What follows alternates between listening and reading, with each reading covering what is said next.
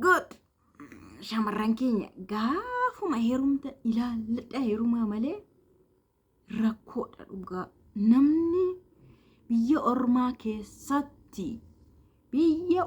keessatti dubartii haadha manaa isaa taate akkamitti ajjeesa? Lammii isaa ta'e jechuudha.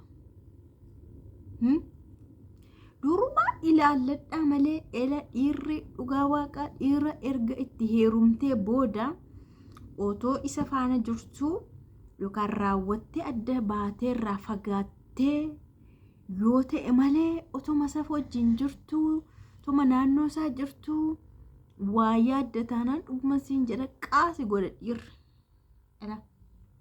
Dhiirri tokko fardi kan dubartii ajjeesuudhaaf garaa kutatee ka'uu waan akkasiiti. Kana ala ajjeesuudhaaf dhiirri murteessu gatee deema dhiisee deema bakka waan akkasii godha yoo waan lola sasalphaa yoo ta'e hin dhiisa faatii addaan bahaa gatee deema kana faa godha. Garuu isa dhumaanni kil godhe kan ajjeesu gaafa karaa dhiirummaa isaa isheetti itti dhuftee isa tuffattee yookaan akka tuffii yookaan itoo inni jiru waa qosqosaa wayii jammarte taanaan dhugaa waaqaa hin du'a malee dhiisu. Maaliif beektu kun karaa dhiirummaa isaatti dhufame waan ta'eef. Baay'ee nama gaddisiisa garuu. Nagaa waaqayyo isiniif haa ta'u, nagaa isin gaafadheeraan miira keessa gadeetan akkas jedhee haasa'aa jira. Akkam jirtu isin nagaa keessan baay'ee nagaa koo galata waaqaa ta'u. Hundumtuu nagaa fayyaadha. Siniin jedha simbira nagaadhamti baga nagaa taatan baga har'a geessanii. Egaa wanti kun eessatti ta'e seetanii? Naayiroobii keessatti ta'a jechuudha. Ijoolleen keenya iddoo biraas dhaqanii bifa baqattummaatiinis ta'anii biyya namaa keessas ta'anii wanuma baay'ee raawwatu jechuudha dhugaa waaqa. Naayiroobii keessatti kun ta'e jechuudha. Keeniyaa dhamti. Keeniyaa magaalaa guddoo ishee Naayiroobii dhamti. Yoonu goggoruu baadhe. Magaalaa Naayiroobii keessatti ijoollee Oromooti isaanuu ijoollee Oromootidha. Lamaan isaanii jechuudha.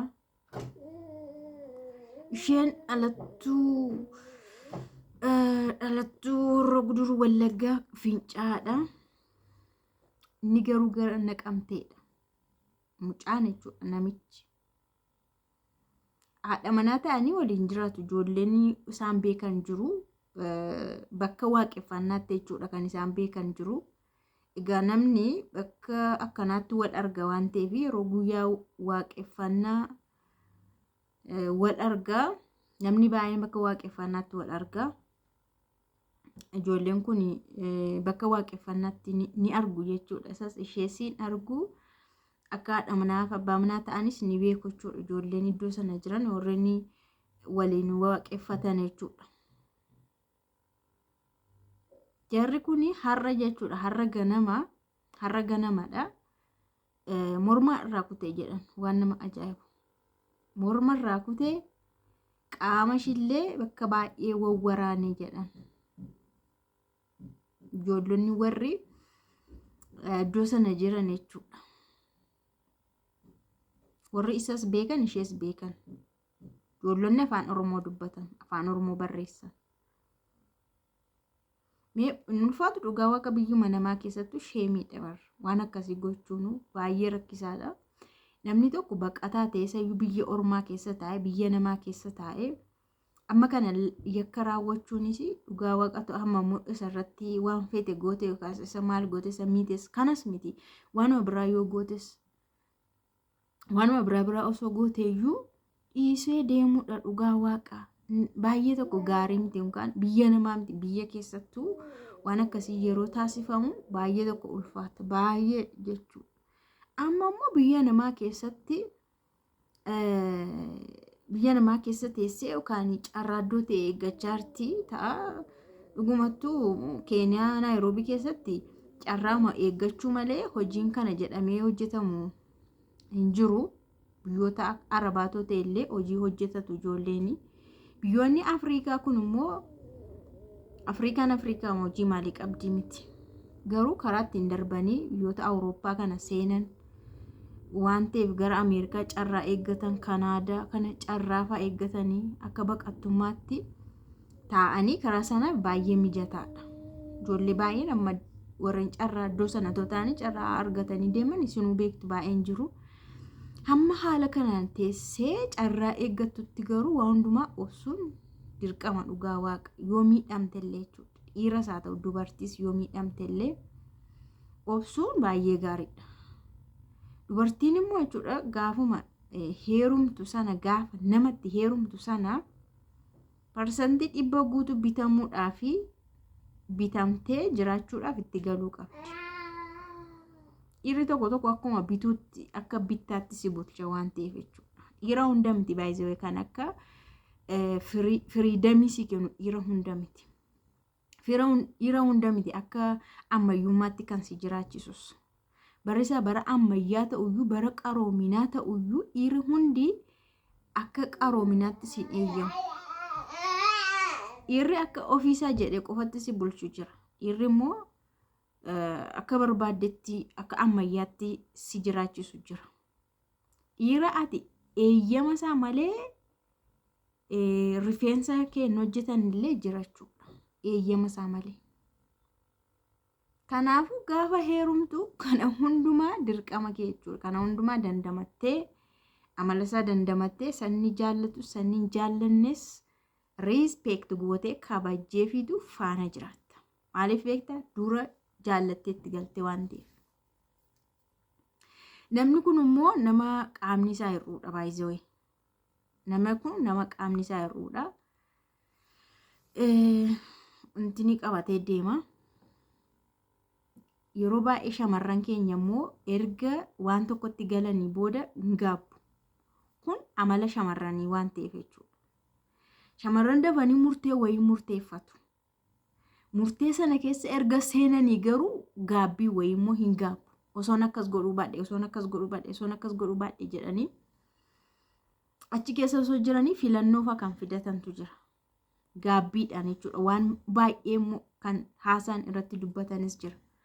Kun garuu sirrii miti. Nama miira keessa gashuu danda'a. Keessattuu dhiira ergatti galtee waan akka tuffii agarsiista taanaan isarra teessee tuffii agarsiista taanaan isarra teessee filannoo kan biraa fa'aa yaallatta taanaan si dhumeera bakka. Isaan kanarratti obsa tokkollee hin qaban waan biraa si obsuu danda'u.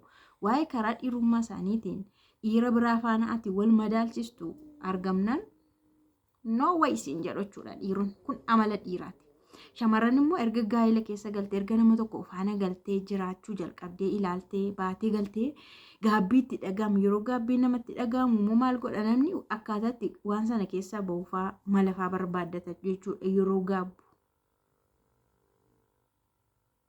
Kanaaf ani amma kun akka ani tilmaamuu fi akka namoonni baay'een jedhanitti akkuma waliigalaatti amala dhiiraaf shamarraniin haasa'ee garuu isaan kana gidduutti wanta uumame adoonno maaliif akka akkas godhe hin beekamu. Maaliifis haa ta'u garuu du'aan nama adabuun eessayyuu hin jiru. Keessattuu du'aan dubartii adabuun immoo baay'ee ciiggaasisaadhas hin ta'u. Osoo ishee waan fedhe irratti dalagdeeyyuu dhiisee deemuu dhiisuuf irraa adda bahuudha ala miidhuu waan akkanaa godhuun seerris namni sin deeggaru. Garuu dhiirri kun isa murteeffataadha jechuudha. Waan akkasii godhataanani.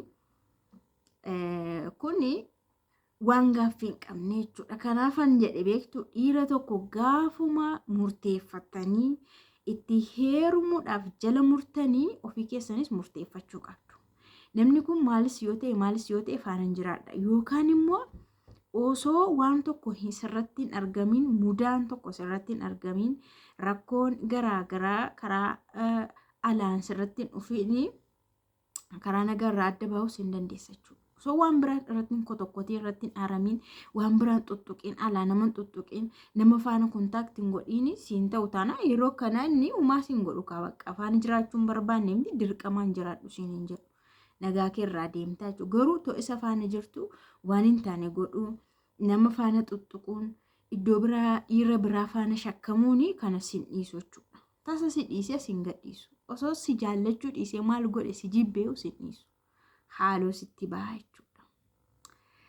Kanaafuu shamarran keenya dhugaa ofii gadhaa sirriitti bakkuma kamittuu biyya keessas haa ta'u biyya alaattis haa ta'u eessattuu wanti kun raawwatamaa amma oola biyya keenya keessattuu baroota darban fa'aa sirriitti haasa'amaa ture ta'aas ture amma immoo biyya ormaa keessatti yeroo waan akkasii dhagahamee argamee reeffii gara biyyaatti galuu baay'ee tokko nama saalfachiisa dhugaa waaqaa heerumtee dhirsa tokkos godhe jedhanii yoo reeffa galchan nama saalfachiisa dhugaa waaqaa kanaa mannaa cal jedhanii taa'anii hojii ofii hojjetachuun filatamaadha jechuudha.